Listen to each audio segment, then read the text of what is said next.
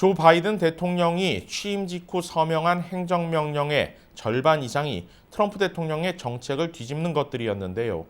이와 더불어 바이든 대통령은 1일 정례 브리핑도 부활시키면서 언론 관계 회복에 나섰고 백악관 내부 기강도 바로잡고 있습니다. 김경일 기자가 보도합니다.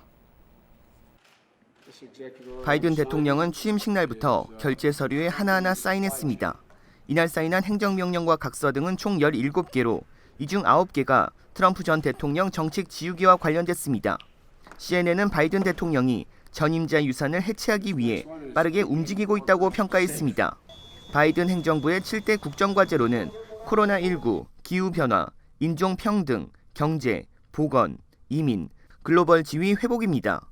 바이든 대통령은 트럼프 전 대통령이 탈퇴한 파리 기후협약 변화에 복귀하고 세계보건기구 WHO 탈퇴 작업 중단에 서명했습니다. 또 캐나다산 원유를 미국으로 수송하는 송유관 사업 허가를 철회하도록 지시했습니다. 이 밖에 환경 관련 100여 건의 사업을 재검토하거나 되돌리도록 명령했습니다. 테러 위협을 이유로 비자 발급이 중단된 7개 무슬림 국가의 입국 금지 조치가 해제되고 국경장벽 군 예산 사용을 중단했습니다.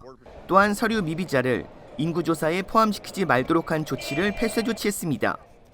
바이든 대통령의 친이민 정책으로 국토안보부는 바이든 정부의 기조에 맞춰 오늘부터 100일간 추방을 중단하도록 지시했습니다. 바이든 행정부는 코로나와 관련해 100일간 마스크 착용을 촉구했고 연방시설 내 마스크 착용을 의무화했습니다. 또 세입자 보호를 위한 퇴거 조치 유예와 학자금 대출 이자 유예 등의 행정명령에 서명했습니다. 바이든 대통령은 백악관에서 자신이 임명한 약 1000여 명의 참모와 직원들에게 동료를 무례하게 대하거나 폄하하는 사람은 그 자리에서 해고할 것이라고 밝혔습니다. 이는 지난 4년간 백악관 내 예의와 존중이 사라졌다는 이유에서입니다. 젠 사키 백악관 대변인은 바이든 대통령이 바이든 해리스 행정부의 정책을 매일 소통해달라고 요청했다며 코로나19와 경제 문제, 정치적 갈등을 해소하기 위해 정부를 향한 민심의 신뢰 회복과 하나의 미국을 강조했습니다. About unity in his inaugural address and the importance of unity in bringing the country together and the resolve of the American people in helping to get through this moment. 바이든 대통령은 향후 10일간 53건의 행정 조치에 서명할 전망입니다.